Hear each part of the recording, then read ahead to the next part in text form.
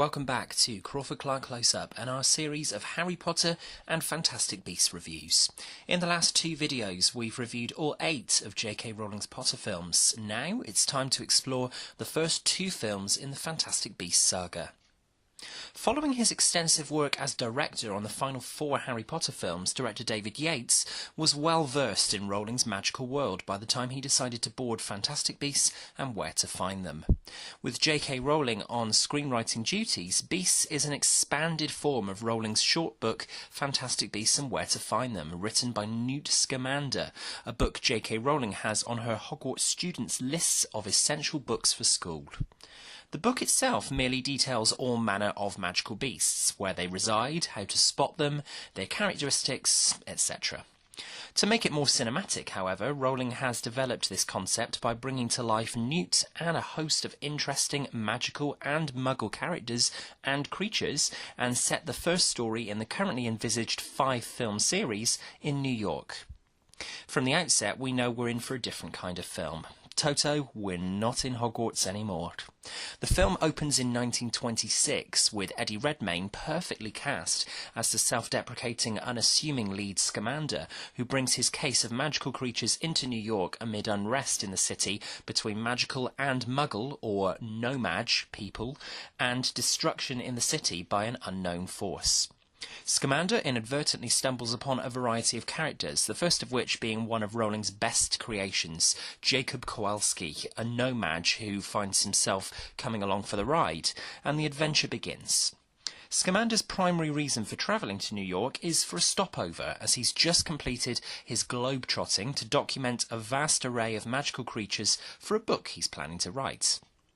In attempting to track down a number of creatures that have sprung out of his travel case in New York, including an adorably cheeky Niffler, surely one of Rowling's most lovable creations, Scamander joins forces with Kowalski, whose ambition it is to not only stay out of trouble, but to start his own bakery business. When Scamander is reluctantly drawn into the plot of trying to trace the whereabouts of escapee dark wizard Grindelwald and try to uncover who or what is causing chaos between the magic and muggle worlds, the story can really take flight, and Rowling can let her imagination have free rein. David Yates does a sterling job in capturing the intrigue and awe of seeing magic for the first time, this time through middle-aged no-mage Jacob's eyes as opposed to those of a young child like Harry Potter. But the reactions are basically the same, and hugely entertaining. There's so much to see in Fantastic Beasts, and Philippe Rousselot's cinematography plays a big part in making the film look unlike anything that's come before in the Potter films. In this first film, it's lovely to have time to develop characters and their interactions with each other, and we're afforded this in abundance.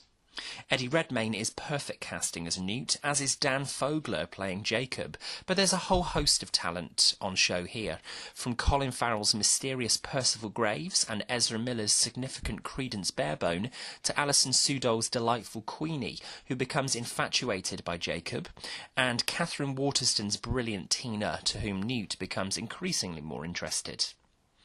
From the composition of shots to the overemphasis on magical objects appearing on screen and abundant use of magic from characters, this is different, even more exciting territory than we're used to in the magical world.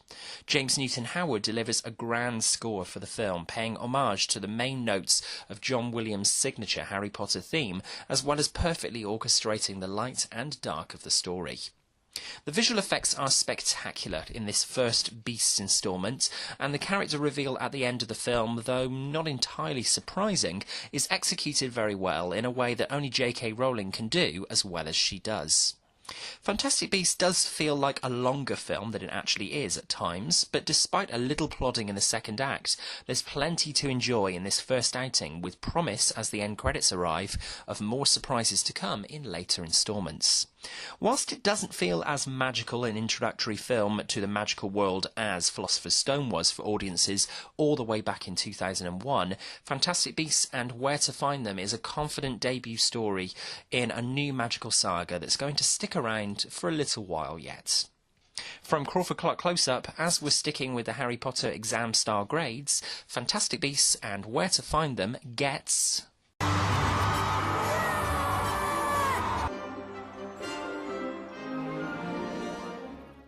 Following the box office success of Fantastic Beasts and Where to Find Them, and juggling working on the play of Harry Potter and the Cursed Child in the West End, J.K. Rowling began work in earnest on the screenplay for the sequel.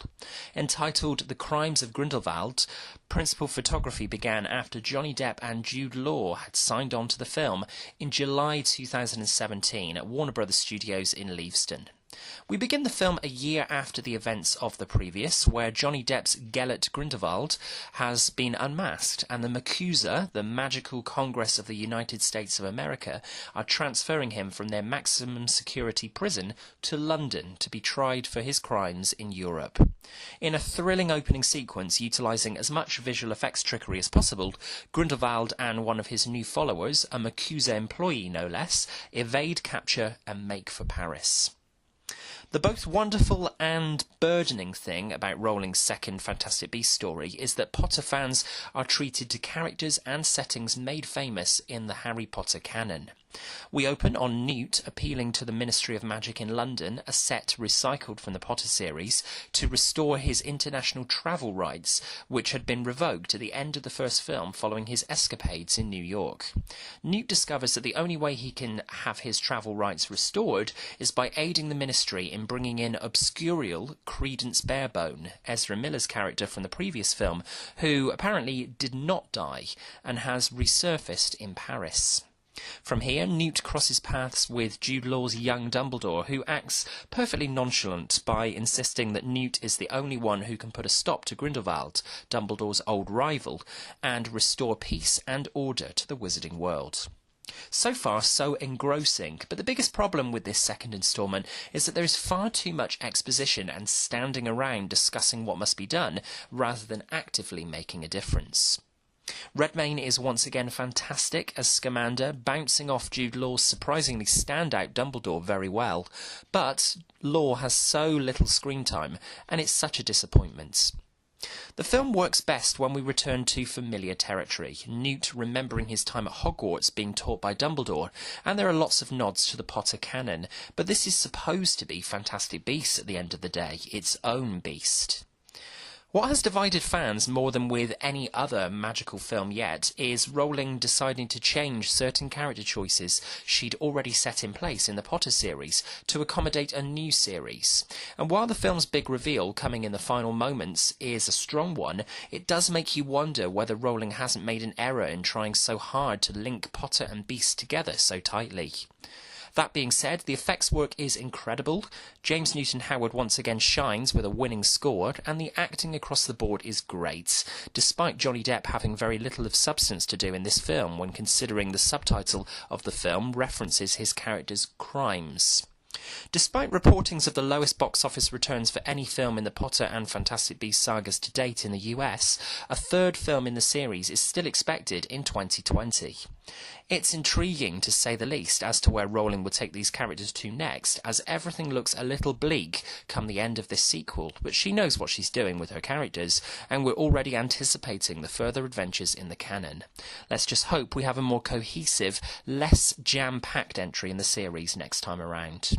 This is ultimately a big tease and setup for a bigger story to come, and despite its flaws in execution this time around, count us excited for the future of the franchise. From Crawford-Clark Close-Up.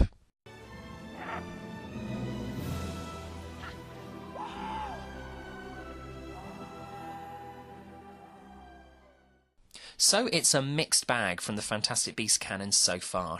Let us know what you think of our review in the comments below, and tell us if you agree or disagree with our opinions. As always, please subscribe to Crawford-Clark Close-Up so you can keep completely up to date with all our latest postings of new and classic releases. And come and find us on Facebook and Twitter. You can also email us with suggestions for the channel at crawfordclarkcloseup@gmail.com. Coming up shortly in the final 2 videos in our Harry Potter and Fantastic Beasts season this month, we'll be exploring the greatest Harry Potter moments, and we'll be ranking all 10 Harry Potter and Fantastic Beasts films together to give you our top 10. Where will your favourite film in the series fall on our list? Until next time, thanks for watching, and that's a wrap.